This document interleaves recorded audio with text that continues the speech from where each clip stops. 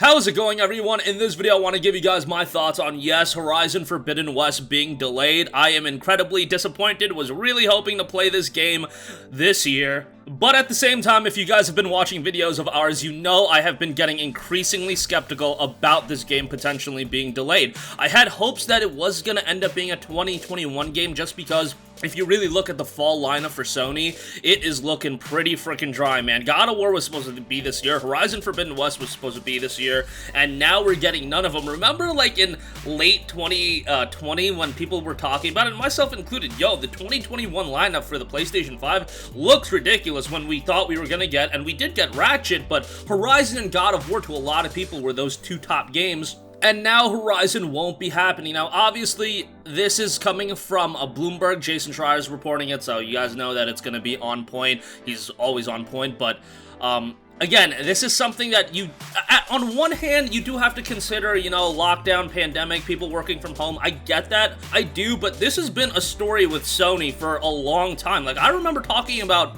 Sony games being delayed all the time years and years ago, and I think a lot of other people started realizing it too. It's like, why does Sony always delay their games? And I get it.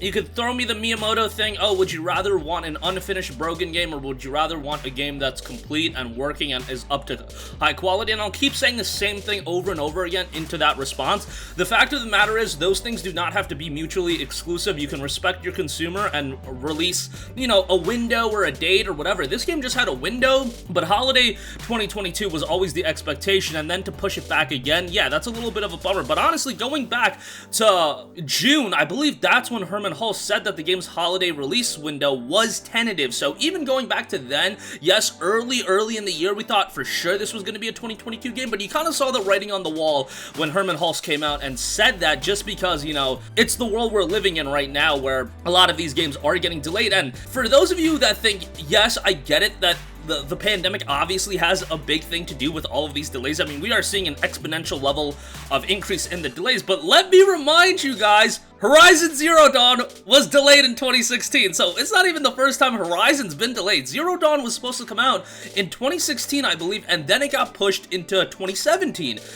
This isn't a first-time thing for Sony. Games get delayed all the time, and I get that Sony puts a lot of muscle into their top-tier exclusives, and their exclusives usually turn out pretty good, but people that have been following the delay story, yes, it's easy to paint it all with the pandemic, and again, I'm not taking anything away from that. I'm sure working from home is a big transition, but just to let you guys know, this has been happening with Sony for quite a while, and this has been happening with gaming for quite a while. And again, we always want games to be at an elite level. We want games to be the best they possibly can be, but all I'm saying is it would be nice to have a premier PlayStation title that would be coming out this fall. And right off the top of my head, I really can't think of anything, which I don't think is the biggest deal in the world. Look, people are still gonna buy PlayStation 5s.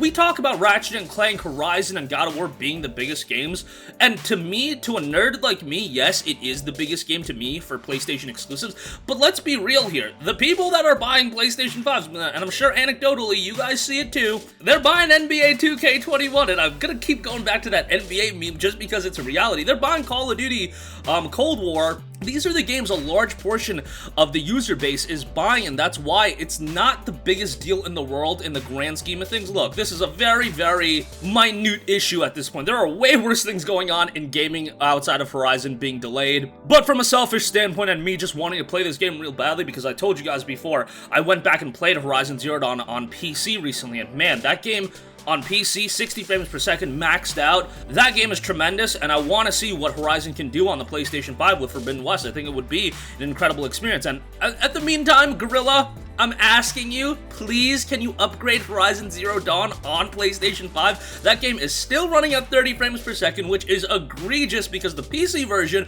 Guerrilla put a lot of work into that after the botched launch. And it is a pretty solid PC experience at this point with an excellent frame rate and great visuals to boot. So I'd love to see an upgrade on that on PlayStation 5. And, you know, we've seen frame rates being removed on on PlayStation 5 titles or PlayStation 4 games on PlayStation 5. Days Gone is one of the perfect examples of a game being so much better on the PS5 versus the PS4. So in the meantime, I think to hold some of us over that do want to replay HZD, again, I don't know if I'm going to replay it again, but maybe ahead of Forbidden West coming out in 2022, I would replay it again. But yeah, let me know what you guys think. Again, while it's a little bit annoying to see these games constantly getting delayed, is it the biggest deal in the world? Probably not. It's probably much ado about nothing. The game will come out in 2022. It's probably going to sell really well, and it's probably going to be the best for the development of this game. Look, Guerrilla Games definitely knows way better than I do about, you know, how much work they need to put in the game based on the excellent work they did in Zero Dawn. And by the way, wasn't Gran Turismo 7 supposed to be this year too, and wasn't that delayed as well? I believe that was scheduled for 2021 initially,